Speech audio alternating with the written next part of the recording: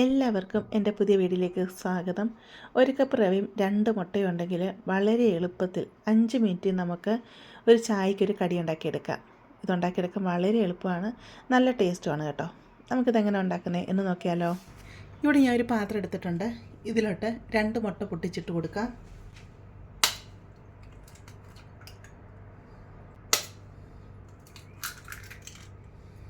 ഇതിലോട്ട് 1/4 കപ്പ് പഞ്ചസാരയോട് ഇട്ട് കൊടുക്കാം. മുട്ടയും പഞ്ചസാരയോടെ നല്ലതായിട്ട് നമുക്കൊന്ന് അടിച്ചെടുക്കാം. പഞ്ചസാര നന്നായിട്ട് ഒന്ന് അലിഞ്ഞു വരണം.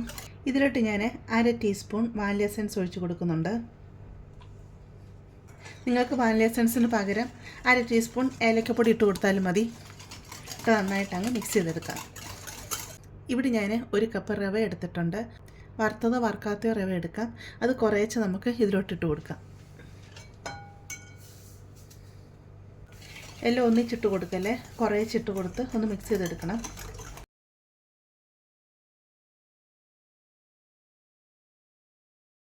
ഞാനിവിടെ എടുത്ത 1 കപ്പ് റവ ഇട്ട് കൊടുത്തിരുന്നു. അപ്പോൾ ഞാനെടുത്ത മുട്ട വലിയ മുട്ടയായിരുന്നു കേട്ടോ. അപ്പോൾ നിങ്ങളെടുക്കുന്ന ചെറിയ മുട്ടയാണെന്നുണ്ടെങ്കിൽ ഒരു 1/4 കപ്പ് റവ മതിയായിരിക്കും. മാവ് ഈ രീതിയിലാണ് ഇരിക്കേണ്ടത്. ഇങ്ങനെ കോരി ഇടാൻ പറ്റുന്ന ഒരു പരുവായിരിക്കണം. ഇത്രയുള്ള പരിപാടി. ഇനി നമുക്ക് ഇതിനെ വറുത്തെടുക്കാം. ഞാൻ ചീനിച്ചട്ടിക്കകത്ത് എണ്ണ ഒഴിച്ച് കൊടുത്തിട്ടുണ്ട്. എണ്ണ നന്നായിട്ട് ചൂടായി വന്നിട്ടുണ്ട്. നമുക്കിതിലോട്ട് മാവ് ഒഴിച്ച് കൊടുക്കാം.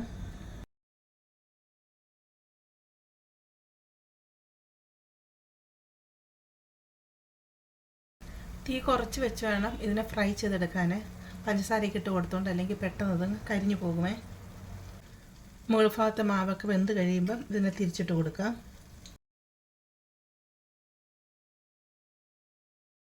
നമ്മളിതിൽ എക്സ്ട്രാ വെള്ളമൊന്നും ഒഴിച്ച് കൊടുത്തിട്ടില്ല കേട്ടോ. മുട്ടയുടെ ആ ഒരു നനവിലാണ് നമ്മൾ റവ മിക്സ് ചെയ്തെടുത്തത്.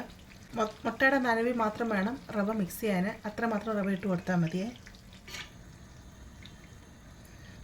ഫ്രൈ ആയി വന്നിട്ടുണ്ട്, കണ്ടില്ലേ? നമുക്കിത് കോരി മാറ്റാം. സ്നാക്കെല്ലാം ഞാനിവിടെ റെഡി ആക്കിക്കൊണ്ട് വന്നിട്ടുണ്ട്. വലിയ ഷേപ്പൊന്നും ഇല്ല കേട്ടോ. ഞാനത് മുറിച്ച് കാണിച്ചു തരാം.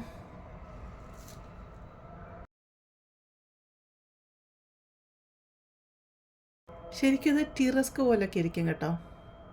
ചായയുടെ കൂടെ കഴിക്കുന്ന ടീ കേക്കിൻ്റെയൊക്കെ ആ ഒരു ടേസ്റ്റാണ്. എളുപ്പത്തിലുണ്ടാക്കിയെടുക്കാൻ പറ്റുന്നതല്ലേ. ഒരു എളുപ്പത്തിലുണ്ടാക്കാവുന്ന റവ വെച്ചുള്ള ഈ സ്നാക്ക് നിങ്ങൾ ഉണ്ടാക്കി നോക്കുക.